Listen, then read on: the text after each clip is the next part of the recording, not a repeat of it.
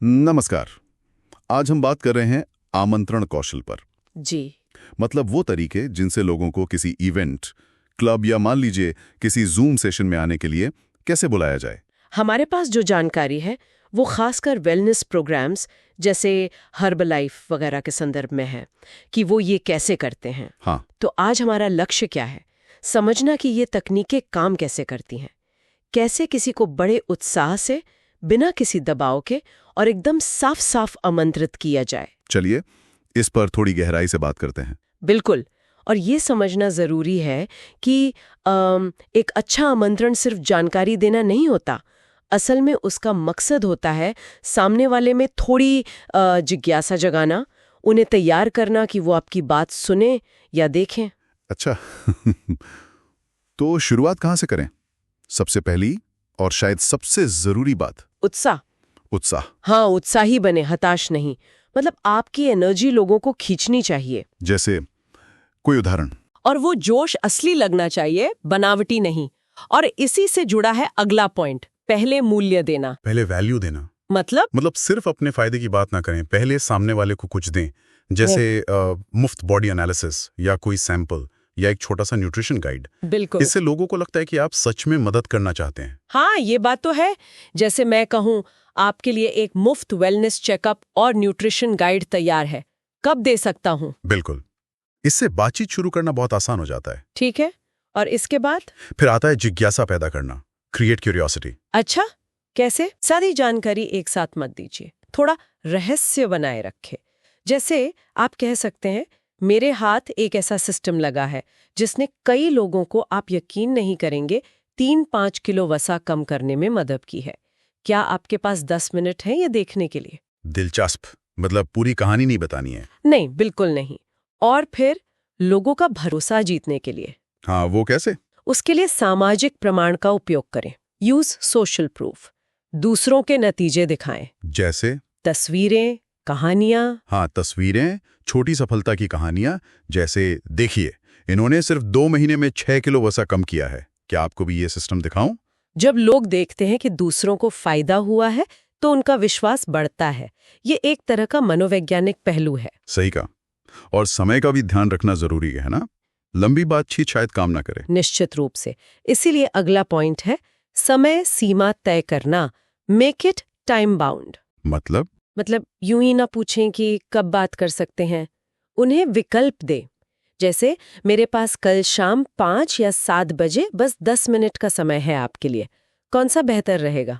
इससे फैसला लेना आसान होता है। हाँ, ये तो है। और पूरी बातचीत को संक्षिप्त और मधुर रखना है। Keep it short and sweet. बिल्कुल, कोई लंबी चौड़ी भूमिका नहीं, सीधे मुद्दे पे आए। जैसे एक न्यूट्रिशन क्लब कर रहा हूँ, मुफ्त चेकअप या सैम्पलिंग है, एक बार आके देख लीजिए, बस।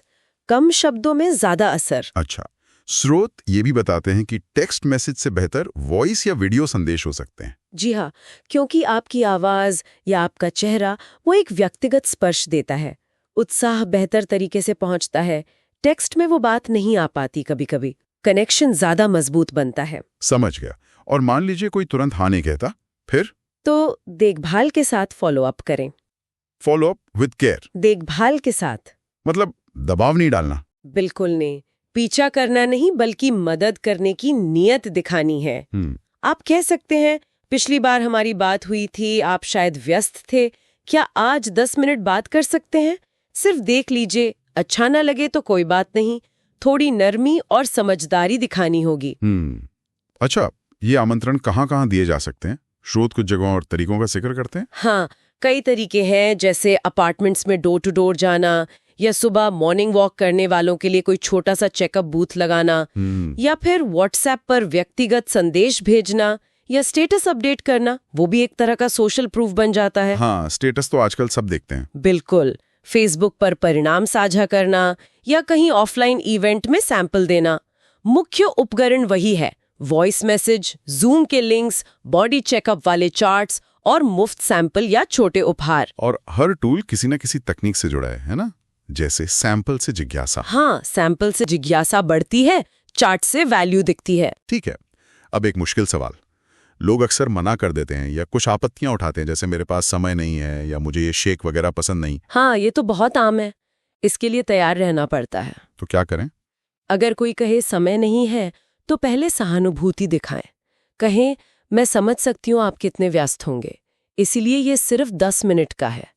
अगर आज नहीं तो क्या कल का कोई समय आपके लिए ठीक रहेगा? अच्छा, मतलब विकल्प देना। जी।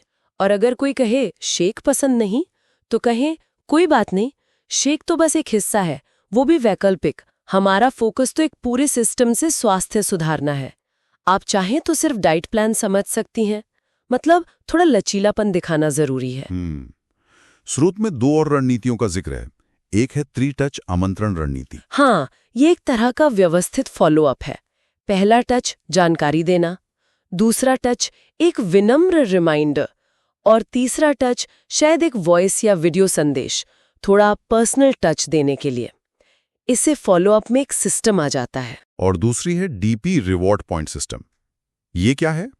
ये मूल रूप से एक रेफरल प्रोग्राम जैसा है। मतलब अगर आप अपने दोस्तों को आमंत्रित करते हैं तो आपको कुछ पॉइंट्स या छोटे इनाम मिलते हैं।